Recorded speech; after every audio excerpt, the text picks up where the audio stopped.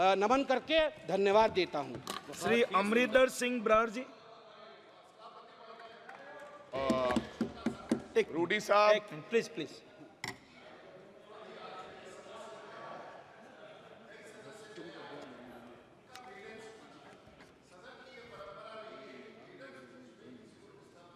Yes, गलत बोलोगे तो क्यों नहीं होगा? नहीं गलत क्यों? रूडी साहब थैंक यू। रूडी साहब आपकी बात मान ली है। Please Amarinder Singh Brar ji please start. सभापति मैं थोड़ा धन्यवाद करना चाहना है कि तुसी अज मैनू इस सदन विच राष्ट्रपति दे भाषण ते बोलन का मौका दिता। भाई अब रूडी साहब, मैं उस धरती तो आना है जिस धरती तो जिहड़ी धरती गुरुआं पीरां पैगंबरां दी धरती है, जवानां दी धरती है ते किसानां दी धरती है।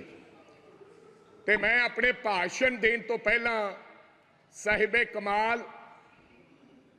गुरु गोबिंद सिंह जी महाराज जी का वो जिहड़ा फरमान दे अशिवावर मोहे एहे शुभ कर मनते कब हूं ना टरूं हर सो जब जाए लरूं निश्चय कर अपनी जीत करूं।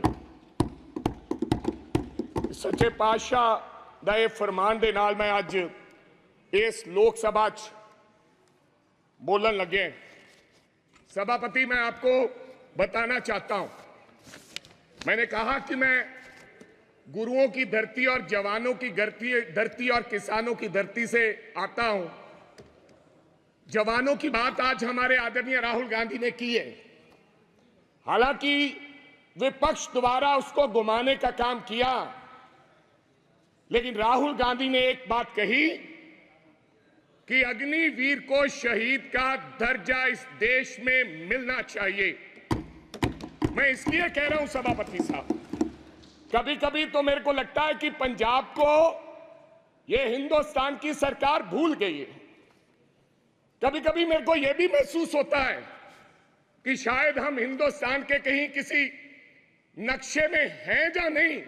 जिस प्रकार से हमारे सरकार का हमारे पंजाब के लोगों की तरफ व्यवहार है, ऐसा हमें महसूस होता है।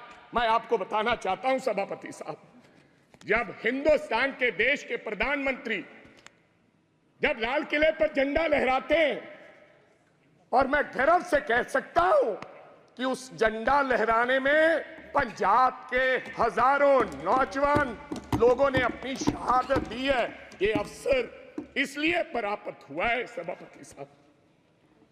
मैं कहना चाहता हूं सभापति साहब, मैं अपने किसान की बात करना चाहता हूं। पिछले 1.5 साल से सभापति साहब पंजाब का किसान, देश का किसान, आज बड़ी बड़ी बातें की गई। आदरणीय मंत्री महोदय कहे कि हमने एमएसपी दी है। एमएसपी आपने दी है? 1967 में कांग्रेस की सरकार ने किसान के लिए एमएसपी दिया था, जब देश भूखा मर रहा था। तो पंजाब के लोगों ने, इन किसानों ने, देश के किसानों ने देश के लोगों का पेट भरने का काम किया। आज कोई आसान नहीं कर रहा कि हम उनको एमएसपी दे रहे हैं।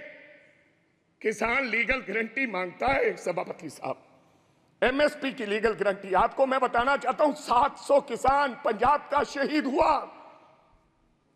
और मेरी एक आदरणीय हमारी संसद ने उन किसानों की मांओं के बारे में ये कहा कि ये तो 100-100 रुपए पे भाड़े पे लाए हुए लोग हैं। मेरे को शर्म आती है इस बात की। वो किसान, और आज वो किसान दिल्ली के बॉर्डर अपनी बात सुनाने के लिए दिल्ली आना चाहता है। क्या दिल्ली देश से अलग है? क्या दिल्ली में पंजाब के किसान नहीं आ सकते? हमें हरियाणा के बॉर्डर पर रोककर हमारे पर गोलियां चलाई जा रही हैं। हजारों लोग किसान हमारे वहां पर इंजर्ड हुए, और कईयों की मृत्यु हो गई, मौत हो गई है। लेकिन सरकार की तरफ से गर्मी है, 45-47 डिग्री में बैठा किसान चीख चीख कर पुकार रहा है कि हमें एमएसपी की लीगल गारंटी दो, हमने दिल्ली जाना है। लेकिन उनको आदेश है हरियाणा की पुलिस को, यह देश के गृह मंत्री के द्वारा दिया गया हो देश, कि पंजाब का अगर कोई व्यक्ति दिल्ली की तरफ किसान मुंह करेगा तो गोलियों से उसको मार दिया जाएगा। ऐसा हमारे साथ व्यवहार हो रहा है सभापति साहब, ये हालात है। आप कहते हो किसानों को, आपने किसान निधि योजना में आपने बड़ा कोई इनकलाब खड़ा कर दिया। आपने कहा कि 3,20,000 करोड़ लोगों को हमने 20,000 करोड़ दिया है किसान निधि योजना के तहत। मैं पंजाब की बात बताना चाहता हूं, आंदोलन के बाद हमारे साथ किस प्रकार का व्यवहार हुआ। 2019-20 में 23 लाख लोगों को किसान निधि योजना का फायदा मिलता था। जब हम आंदोलन किया, सरकार को काले कानून जो 3 बने थे वो सस्पेंड करने पड़े, वापस नहीं लिए। तो इन्होंने कहा कि अब इनकी निधि योजना बंद करो। 2023 और 24 में ऑन रिकॉर्ड बोल रहा हूं, फ्लोर ऑफ द हाउस, 8,56,000 लोगों के किसान निधि योजना से नाम काट दिए गए। ये छोटी बात नहीं है। और कहा गया कि इनके कागज इनकम्प्लीट थे, इसलिए हमने इनके ये खाते काट दिए गए। तो पहले आपने कैसे दे दिए 23.5 लाख लोगों को। मैं चलो ज्यादा कुछ ना कहते हुए मैं आगे एक बात और करनी चाहता हूं सभापति साहब। ये किसान का हाल है, मैं बताना चाहता हूं। अभी मैं पेज नंबर 19 पे पढ़ रहा था कि ये भारतीय न्याय संहिता यानी कि penal code will come into force in the country from the 1st of July, लोगों को इंसाफ देने के लिए। और देश के गृह मंत्री ने लॉ एंड ऑर्डर की बात कही कि पंजाब में लॉ एंड ऑर्डर की स्थिति ठीक नहीं है। आज से 4-5 महीने पहले मैं आपको ये कहना चाहता हूं, आप लोगों को जस्टिस देने के लिए ये लॉ लेकर आ रहे हैं। आप कभी पाकिस्तान की बात करते हैं, कभी चाइना की बात करते हैं, कभी कुछ और कहते हैं, लेकिन मैं आज इस सदन में एक बात कहनी चाहता हूं। सभापति साहब, हमारा एक साथी था, उसका नाम था सिद्धू मूसेवाला, एक कलाकार था, दुनिया में उसका नाम था। चाहे तमिलनाडु हो, चाहे महाराष्ट्र हो, चाहे केरला हो, चाहे न्यूयॉर्क हो, उसके गाने पर दुनिया झूम उठती थी। और मैं ये भी कहना चाहता हूं सभापति साहब, टाइम स्क्वायर न्यूयॉर्क में हर तीसरे दिन सिद्धू मूसेवाला बजता है।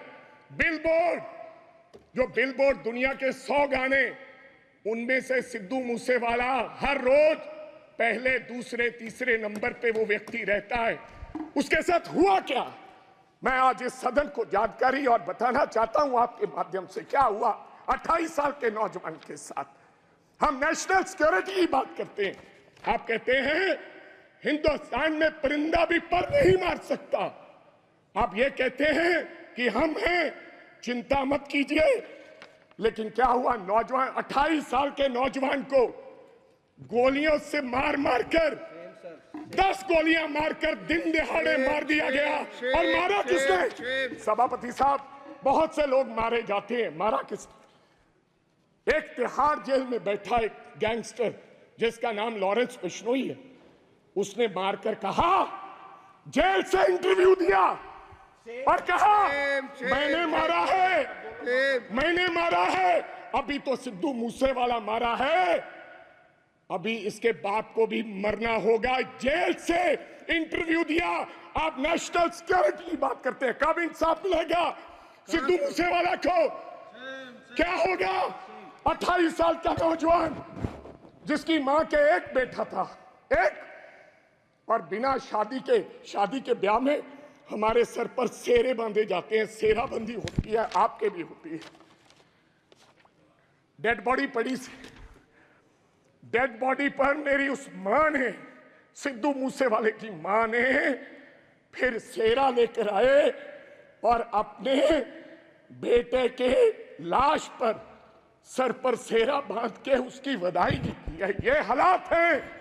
आप देश के गृह मंत्री हैं, इंसाफ दिलाएं और जेलों में बैठे ऐसे गैंगस्टर को आप निकाल के उस परिवार को इंसाफ दें।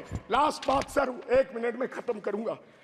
आप सभापति साहब, मैं ये इसमें लिखा है पेज नंबर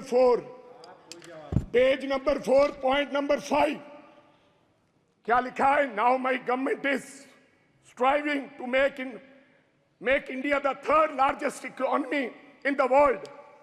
कैसे बनेगा साहब?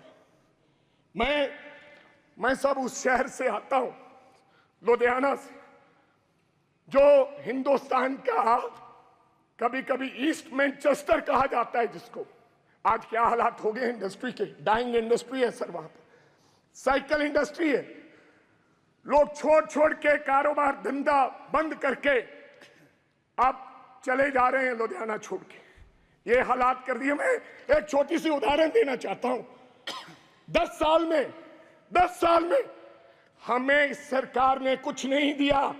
अगर दिया है हिंदुस्तान की सरकार ने लुधियाना को, सबसे बड़ा शहर है पंजाब का, तो कोई खड़ा होकर व्यक्ति बता दे कि हमने ये दिया है। मैं क्या कहना चाहता हूं कि एक साइकिल इंडस्ट्री है साहब, या तो चाइना में साइकिल बनता है या पंजाब में साइकिल बनता है।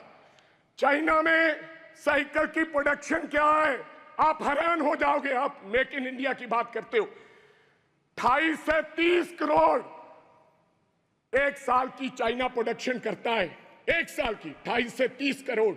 लेकिन लुधियाना क्या प्रोडक्शन करता है? 2.5 करोड़। क्यों? वजह क्या है? हमारा साइकिल 3500 रुपए का शुरुआत में बिकता है, लेकिन चाइना का साइकिल $300 से शुरू होकर 2 लाख में बिकता है। इसका कारण क्या है? Make in India wrong policies. जब तक ये रॉन्ग पॉलिसीज हैं, समाप्त कीजिए,